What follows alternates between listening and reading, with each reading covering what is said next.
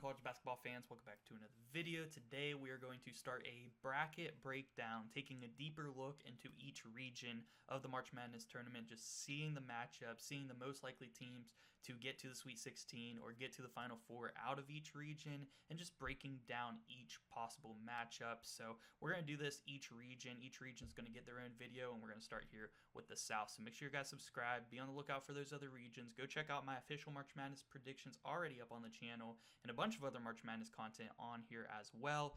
And yeah, guys, let's get into this breakdown. So first up, Alabama State did officially beat St. Francis on a crazy full court pass to a layup, almost at the buzzer. There's like a second left, but an amazing way to start March Madness. That was an awesome game, and honestly, they're pretty good. You know, they barely beat St. Francis. I don't think they're going to have a chance against Auburn, but I do think Norfolk State is the best team as a 16 seed, but I think the most likely 16 over a 1, if it were to happen this year, I don't think we're going to get one this year.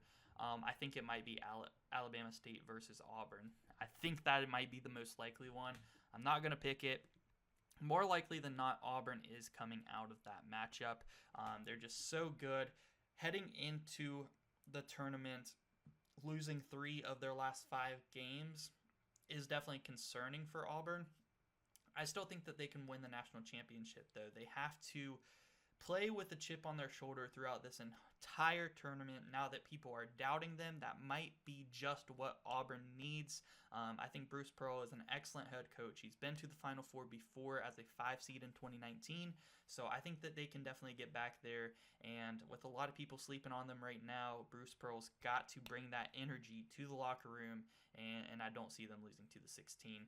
Louisville and Creighton, if you're going for a perfect bracket, you got to get your 8-9s right, and this is as tough as can be for an 8-9.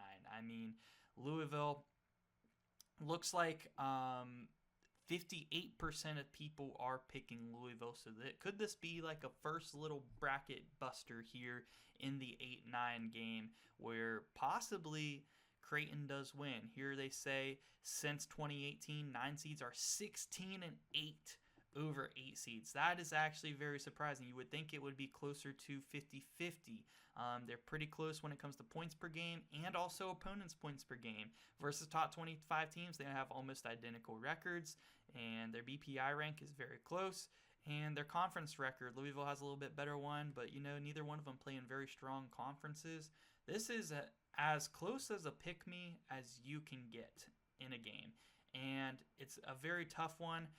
I tend to lean more towards Creighton, and it's purely off of coaching experience. Greg McDermott has gotten this Creighton team to the Elite 8 just a couple of years ago. He's been consistently living in the Sweet 16 and winning round 1 games in March Madness. And Pat Kelsey, although he was a great coach at Charleston, this is his first season at Louisville, first season making the tournament. I don't know, guys. It's so 50-50 because Terrence Edwards, who's a great, phenomenal player, got a win last year when he was on James Madison, 12 over a 5. Now him and Chucky Hepburn have been lighting it up for this Louisville team. Both these teams can go and shoot, and this one's going to come down to the wire. I lean towards Creighton, but as I mentioned before, I think Louisville has a better chance of beating Auburn in the second round. So than Creighton does. We're going to break down both matchups, though, because I do think it is 50-50. It does say the public is leaning more towards Louisville, which makes sense, 58% to 42%. That kind of makes me want to lean towards Creighton.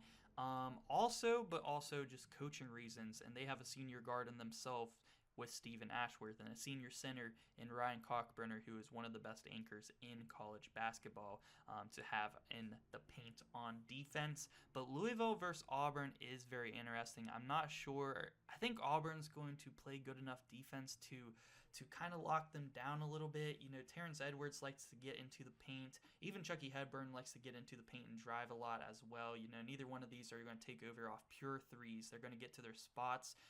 They are going to try to drive, and Janai Broome is an excellent anchor, and he's a two-way star that people don't really talk about his defense a lot. That's going to be very tough for Auburn. I do think that Creighton On the other hand, that Janai Broom, Ryan Cockburner matchup, I think Janai Broom would torch him. I honestly do. I think he would come in there. Ryan Cockburner might catch him a couple of times with a block or just a good contest here and there, but I think Janai Broom is much quicker. He's going to be able to get around Cockburner, whether it is in the post or off the dribble, especially if he can bring Cockburner out of the paint. Janai Broom can knock down some threes, and if he knocks down his first couple or two of his first three in this game, Cockburner is forced to come out of the paint. That opens up everything for Auburn, which is why I don't necessarily like the matchup for Creighton against Auburn. I think Louisville has a better chance against Auburn in round 2. If you are planning on picking Auburn to lose kind of early, I think Louisville is your best bet. I would not go Creighton round 1 and then Creighton round 2 against Auburn.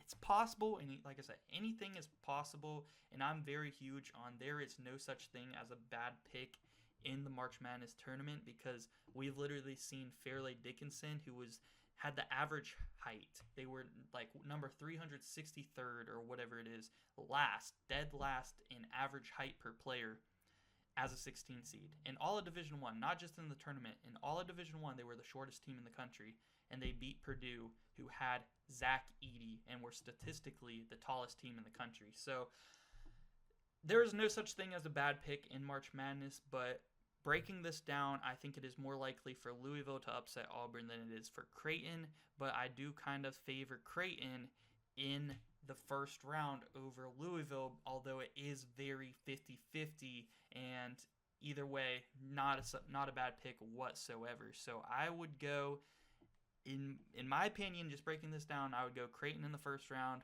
Auburn in the second round there as far as these first 4 teams.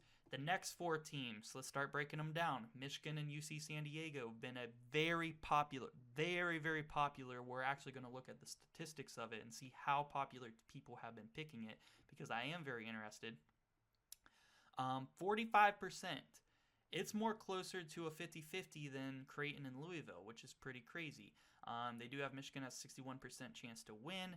If we look at the stats, 5 seeds have won 64% of meetings with 12 seeds. At least one 12 seed has defeated a 5 seed in 33 of 39 tournaments. And no different here. A 12 seed is going to win this year. We just got to pick the right one. And maybe 2 will win this year. But breaking down the stats, they both score nearly 80 points per game. UC San Diego got them a little bit there, but opponents' point per game, UC San Diego is allowing a lot less points. And they force turnovers, and Michigan turns the ball over a lot. UC San Diego is also a phenomenal shooting team. So I do really like this upset. I think it is the most popular upset, which is the only reason that I don't like to pick it. And also because of coaching.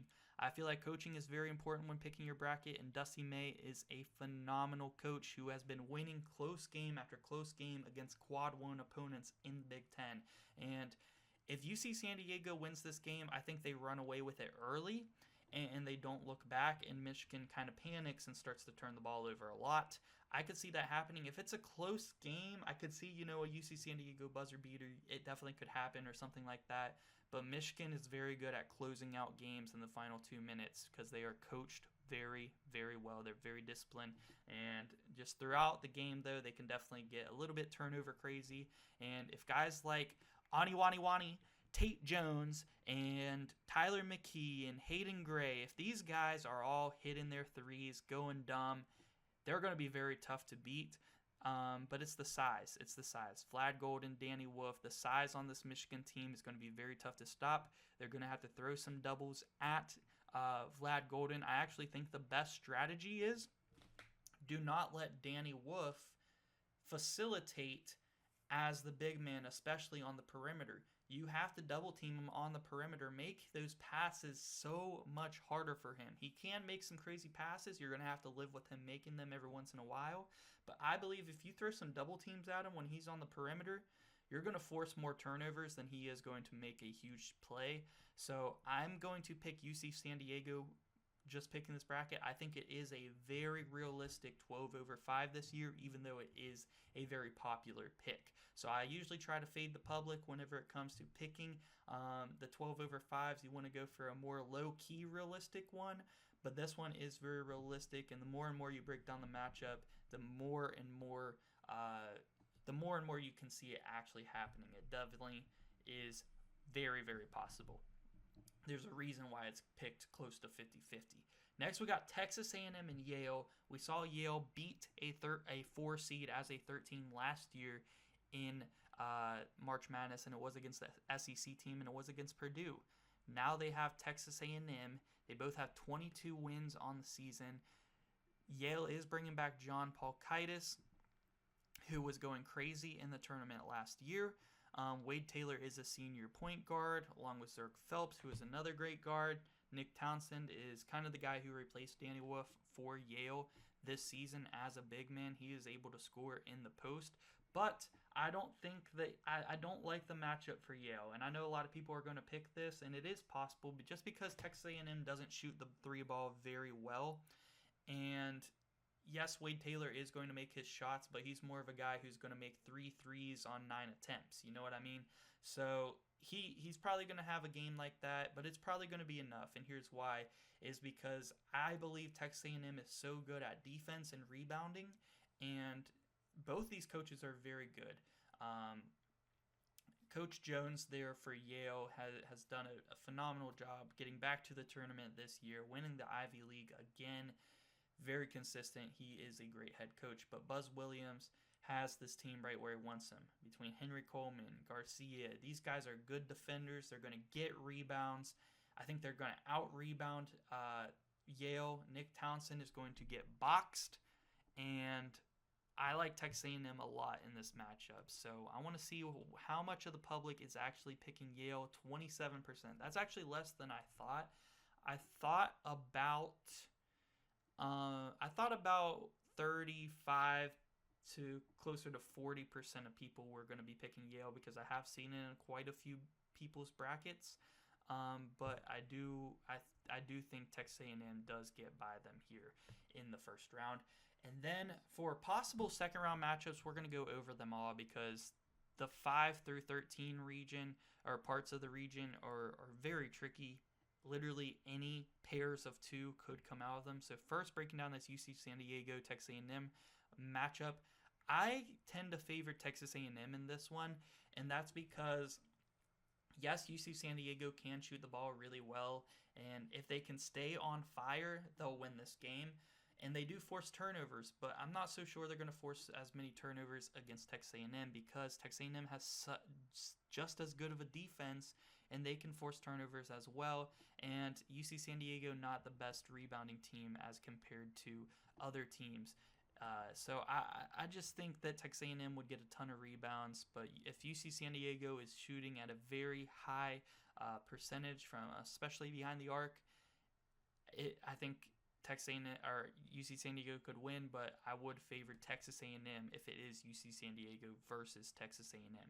If it is Michigan versus Texas A&M, gets interesting. I do think that Michigan can compete with the rebounding of A&M, but A&M's defense is also kind of a tough matchup for Michigan as well, just because, like I said, they're not very good at taking care of the ball. Although Trey Donaldson has really been clutch at points towards the end of games for this Michigan team this year, I do think that with Danny Wolf being one of your top ball handlers and playmakers on this team, you know, he's going to make some mistakes, and I tend to lean towards Texas A&M in this matchup as well, but they're going to need guys like Trey Donaldson to hit big shots and Normani Burnett. And if their guards are hitting shots and taking care of the ball, Michigan can win this matchup, but I do believe Vlad Golden is going to be against a tough physical defense. Danny Wolf is going to turn the ball over quite a bit. He's a great passer, but when you play some tough defenses out of the SEC, especially if they throw some doubles at you, which is what I think UC San Diego should do, I would favor Texas A&M in this 4 versus 5 matchup. If it is our final matchup, we have to do UC San Diego versus Yale. UC San Diego versus Yale is very interesting. I would actually favor UC San Diego a lot in this matchup. If both of those upsets do happen, I do think the Tritons would move on to the Sweet 16. I think that they would be able to score a lot on this Yale team. And Yale doesn't have a bad defense by any means, but I do think if UC San Diego can get by Michigan's defense, they would be lighting Yale up. I don't think Yale could keep up with them and put up enough points. Then we do have Yale versus Michigan. If it was Yale versus Michigan, it would be Danny Wolf revenge game. Playing against his former team, that would be very cool to see as far as storylines. Although I did favor UC San Diego and Texas A&M, so in my opinion, this is the least likely matchup in the round of 32 from this part of the bracket. But it is also a very possible region, or a very possible matchup. So I would like to see the Danny Wolf revenge game, and I do tend to... I could see this one going either way, honestly. If this was the matchup, I could see Danny Wolf and John Paulkitis both having a chip on their shoulder going at each other. I think it would be a very close game, and I would tend to lean Michigan in this one. If it was this matchup, I do think it would be a close game, and Michigan would be able to close it out. But I am going to go UC San Diego and Texas A&M for the purpose of this video, just because, in my opinion, this is the matchup, and I did tend to favor Texas A&M in this matchup, so I will have the Aggies moving on to the Sweet 16. Then Ole Miss versus San Diego State or North Carolina. That game is actually happening right now, and I'm trying to get a score update for you. It is 5-5, so I'm about to watch that after I finish recording some of these regional breakdowns. But Ole Miss versus San Diego State or North Carolina, I actually really do like the winner of this one to get some momentum behind them after winning a tough, what I do think is going to be a close first four game and beating Ole Miss. It's kind of hard because they're kind of opposite teams. Like San Diego State's more of a defensive team. UNC is going to beat you with their guards and their scoring. Ole Miss, I could see playing kind of both play styles there and winning both games, but I tend to favor both either San Diego State or North Carolina versus Ole Miss just for some reason. I especially like San Diego State, and now that I'm saying this, and I did say this in my main bracket predictions too, because I did pick this win in my main predictions, North Carolina's probably going to win this game. After I've been saying I really like San Diego State against Ole Miss. San Diego State's just a young team, which is why I do think North Carolina could win tonight, and they have a lot of scoring guards. So I'm going to go Ole Miss this time. I do think Ole Miss's defense would be pretty physical against UNC, and not let their guards kind of take off and have these open shots. And I think Ole Miss's front court, especially with Malik Dia, I really like them in this matchup as well, and I would like Chris Beard to beat North Carolina and also San Diego State. Now that I mention it, like I kind of might go back and change this in my main bracket the more and more that I break it down, just because I do think that this Chris Beard team that does have some veterans, especially a veteran point guard like Sean Padula, would beat a team like UNC, who I don't trust their coaching too much, to be honest, under Hubert Davis, although I don't think he's a bad coach whatsoever. I don't necessarily think he's that great either, and they're going to rely on their guards a lot, and I think that Ole Miss would force some turnovers and would be able to I just think that they're the team that plays better together whenever they are in a matchup versus UNC. And then San Diego State, the big question mark with them is they're just so young. I love their coach, man. Brian Dutcher has done an amazing job with that program, and I think he's one of the best coaches in college basketball, especially defensively. And they could definitely get this matchup. But Miles Byrd is an excellent sophomore. He's just young, man.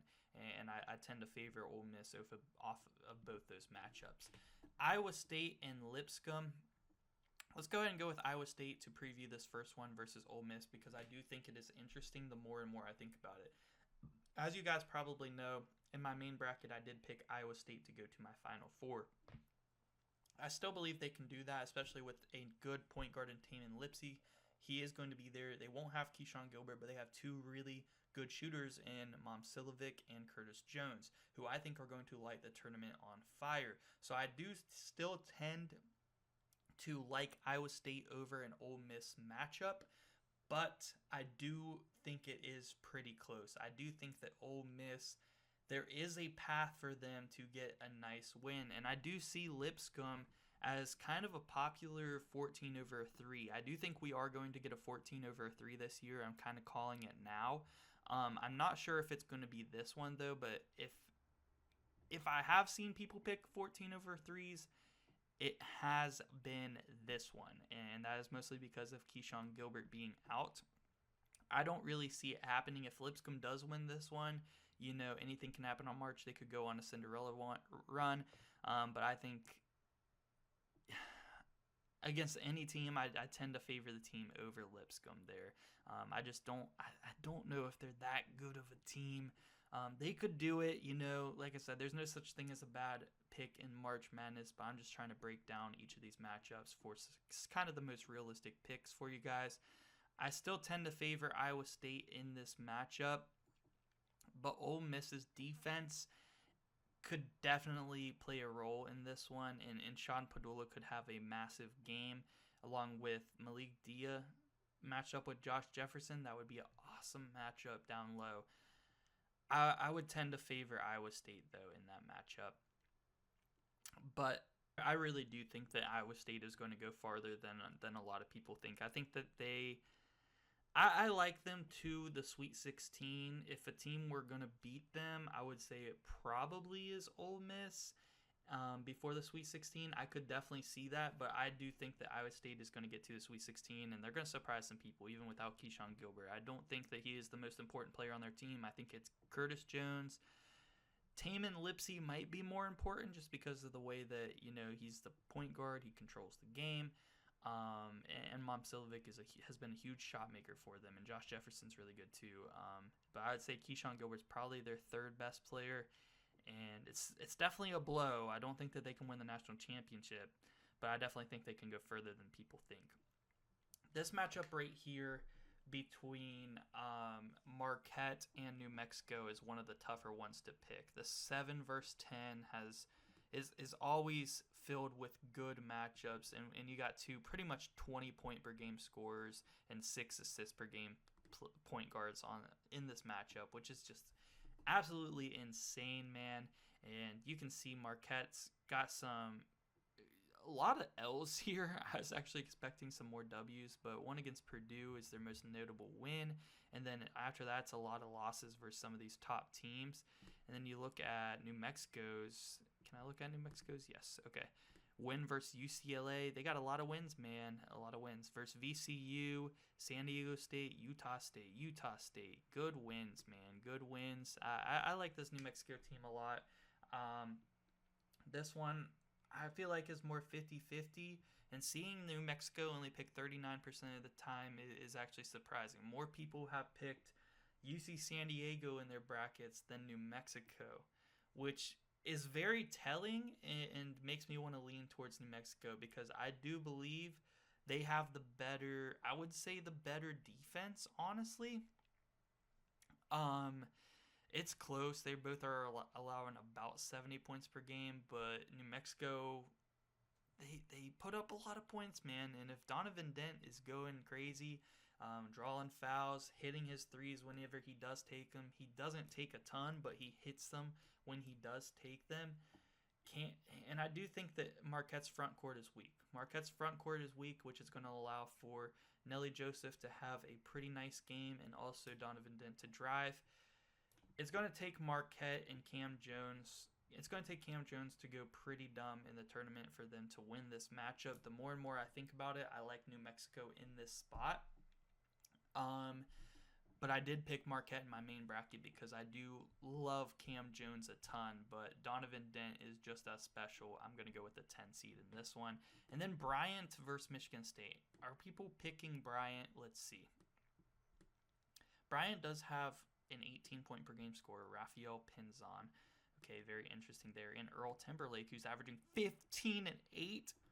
Wow, watch this end up being an Oral Roberts type of team to knock off Michigan State in the first round. That would be pretty insane. Actually, 10% of people picking Bryant. I'm actually surprised that many people have picked them. But yeah, They're putting up 81 points per game, allowing 74 points per game. I do think Michigan State is going to be able to score on them. Michigan State's interesting because they kind of rely on their defense and their depth. They don't really have a star go-to player. You could say Jace Richardson, the freshman, is their star go-to player. But really it's just spread across the board between him and Jaden Akins and Fiddler and Trey Holloman. So much depth on this team. Cohen Carr. You got to go Michigan State in this spot, in my opinion, but I do believe, it's an interesting matchup there, I think that could be a sneaky one. Michigan State fans won't be happy with that, but I do think it would be a sneaky one. As far as this matchup here, New Mexico versus Michigan State, I do find it pretty interesting. I do think that Michigan State's defense is going to be pretty tough on Donovan Dent in this New Mexico offense, which is why I would tend to lean towards Michigan State just by forcing turnovers. I would definitely expect them to throw some double teams at New Mexico, so if some of the more role players on this New Mexico team can hit their shots, it could definitely get interesting, but I would definitely have to lean more towards Michigan State. As far as a Bryant run, I would have to go with New Mexico, of course. Marquette, again, I think this Michigan State defense, and Michigan State has some players who can drive as well. Cohen Carr would absolutely baptize Ben Gold if this matchup did happen, I believe. But I would go New Mexico.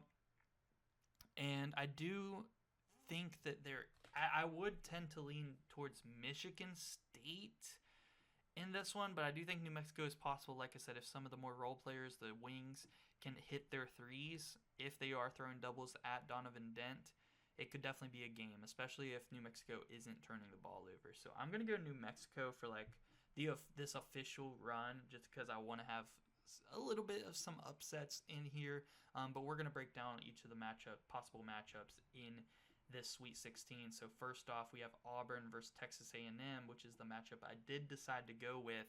And I think in this matchup, we've seen Texas A&M beat Auburn already on this season, and they could definitely do it again. Their defense is pretty tough, and they could 100% do it and be a sleeper team to make a nice little run here. I do think that the top two teams, in my opinion, that have the best chance at upsetting Auburn before the Elite Eight are Texas A&M and Louisville.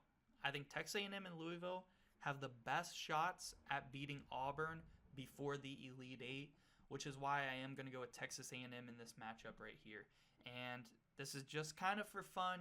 This isn't my main bracket or anything, but if I were to have Auburn exit earlier than the Elite Eight, it would have to be Texas A&M or Louisville. I don't see anybody else in the top half of the South knocking off Auburn. That is just my personal opinion, and I'm trying to spread, as much of my knowledge of what I think and just spread my opinion to you guys.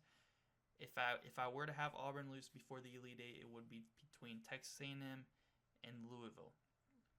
And as far as Iowa State and New Mexico, I do favor Michigan State. Like I said, their depth in defense and Tom Izzo, it's going to be tough for New Mexico to beat, for sure. Michigan State kind of reminds me a lot of a St. John's, but they have less star players but more depth than St. John's. And we've seen New Mexico play St. John's this year, and it was close throughout the game, which is why I do think it is possible New Mexico can win, because Michigan State doesn't have an R.J. Lewis. They have some solid players like a Jace Richardson. They don't have an R.J. Lewis, though. So I'm going to go New Mexico this time, and I am going to go Iowa State over New Mexico. But this matchup is also interesting. I kind of broke down this matchup, Iowa State and Michigan State, in my bracket prediction, because I did have both these teams in my Sweet 16. And I did decide to go with Iowa State because I do still trust their shooters in Momcilovic and also Curtis Jones, even without Keyshawn Gilbert. But I definitely think that Michigan State's depth could play a role in this one as well, but Iowa State's defense is also ferocious and can force some turnovers on Michigan State. So I do believe that both teams can run off of turnovers, get some points in the transition, and I do like Iowa State as well to match Michigan State's front court, and also they have a point guard who can protect the ball in Taman Lipsey. So I do favor Iowa State in this matchup, although it is very close and could go either way. As far as the New Mexico matchup, Iowa State is another tough defense that they would have to go up against. But if Curtis Jones and Momcilovic are not hitting big shots, I could see New Mexico go even further. I will go Iowa State for this time, but because I would favor them in this matchup, but I definitely could see if New Mexico knocks off Marquette and Michigan State, they could do it to Iowa State as well. So I am going to have Iowa State over New Mexico in the Sweet 16, and for this one, I got Texas A&M and Iowa State in the Elite Eight for the South breakdown. That's just the way it kind of went. As far as a 2 seed, I struggle with Michigan State to the Final Four, and I know Michigan State fans are not going to be happy with me about that because I do have a lot that subscribe to my channel, and I appreciate you guys. I do really like your team, and there is a path for you guys here. I just don't know if their play style with the defense and how far is the defense going to carry them. You know what I mean? And I feel kind of similar about the 2 seed down in the West in St. John's. I feel very similar about them, and I had both teams losing in the Sweet 16 of my official bracket. I would say my top 3 favorite teams to make it to the Final Four out of this South region are going to be number 1, Auburn, number 2, Iowa State, and number 3 is going to have to be Texas A&M. I think those are the 3 most likely teams, in my opinion, to come out of the South region, and that is not going to be a popular opinion. A lot of people have Michigan State as the 2 seed coming out of the South, and I do think that they are probably the 4th most likely. For sure, the 4th most likely team, in my opinion. I think the 3 and the 4 seed are more likely to make it to the Final Four this year out of the South than the 2 seed. And that is just my personal opinion. I'm not trying to hate or anything like that. I do like Michigan State. I have no personal bias against Michigan State. I would be completely fine if they made the Final Four. But giving you my opinion off of this South breakdown, I would say Auburn, Iowa State, and Texas A&M are my top 3 favorites to make the Final Four out of this region. My top most likely upset has to be UC San Diego over Michigan there. And if I had to go for another upset, I think New Mexico over Marquette is pretty likely. Yale over Texas A&M, I don't love it. I would say my top upsets in this region were going to have to be UC San Diego over Michigan. And then if you want to call it 10 over 7 an upset, I go New Mexico over Marquette. I picked San Diego State to beat North Carolina and to beat Ole Miss in my official bracket, but the more and more I think about it, I really like Ole Miss to come out of the first round this year. So let me know what you guys think, guys. Who are your top teams most likely to come out of this first South region? I decided to go with Texas Tech just for this fun bracket here while we are breaking it down. But I do think Auburn, Iowa State, and Texas A&M are my favorites to come out of this region. So let me know what you guys think, and we will be doing the other regions as well.